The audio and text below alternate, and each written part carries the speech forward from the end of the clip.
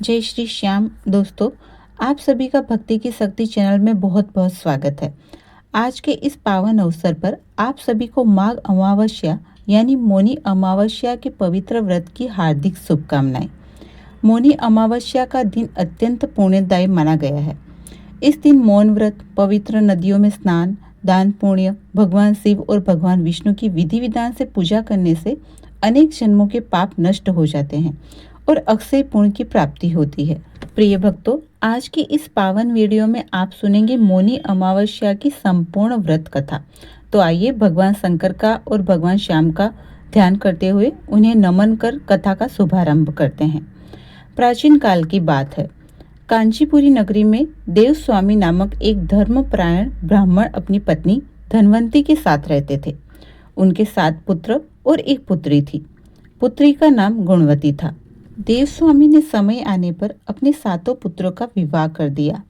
अब वे अपनी पुत्री गुणवती के लिए योग्य वर की खोज करने लगे और इस कार्य हेतु अपने ज्येष्ठ पुत्र को भेजा। इसी दौरान एक विद्वान पंडित जी ने गुणवती की जन्म कुंडली देखकर एक गंभीर कह दी। पंडित जी ने बताया कि कुंडली में ऐसा दोष है जिसके कारण गुणवती को वैधव्य योग का सामना करना पड़ सकता है। यह सुनकर देवस्वामी अत्यंत चिंतित हो गए। उन्होंने पंडित जी से इस दोष से मुक्ति का उपाय पूछा। पंडित जी ने बताया कि सोमा नामक एक पुण्यशील स्त्री का पूजन करने से यह दोष समाप्त हो सकता है। सोमा एक धोबिन है और सिंहल द्वीप में रहती है। यदि उसे प्रसन्न कर कांचीपुरी लाया जाए तो कन्या का वैधव्य योग समाप्त हो जाएगा। यह सुनकर देवस्वामी का सबसे छोटा पुत्र अपनी बहन गुणवती को साथ लेकर सिंहल द्वीप की ओर प्रस्थान करता है। समुद्र तट पर पहुंचकर दोनों भाई बहन मार्ग की चिंता में एक वृक्ष के नीचे विश्राम करने लगते हैं। उस वृक्ष पर एक गीध का घोंसला था। गीध के बच्चों ने दोनों की बातें सुन ली।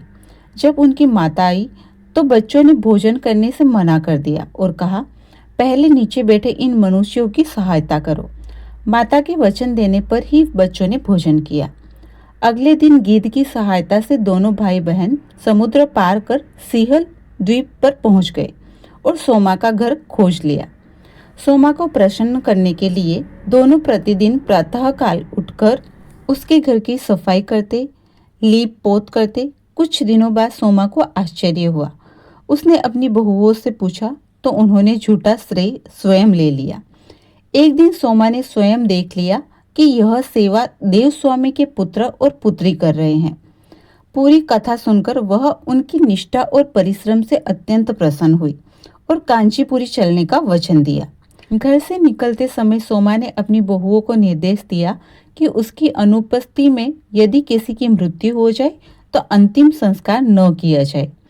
कांचीपुरी पहुंचकर अगले ही दिन गुणवती का विवाह संपन्न हुआ, किंतु सप्तपदी के तुरंत बाद उसके पति का देहांत हो गया। तब सोमा ने अपनी संचित पुण्य का फल गुणवती को प्रदान किया। गुणवती ने भगवान विष्णु की आराधना कर पीपल वृक्ष की 108 परिक्रमाएं की। पुण्य के प्रभाव से उसका पति पुनः जीवित हो गया। बाद में अपने पुण्य दान के कारण सोमा के पति और पुत्र का निधन हो गया। सोमा ने भी वही व्रत और पीपल परिक्रमा की और उसके परिवारजन पुनः जीवित हो गए। यही है मौनी अमावस्या व्रत का अद्भुत फल। सभी प्रेम से बोलिए भगवान शंकर की जय, पीपल देव की जय, श्याम बाबा की जय।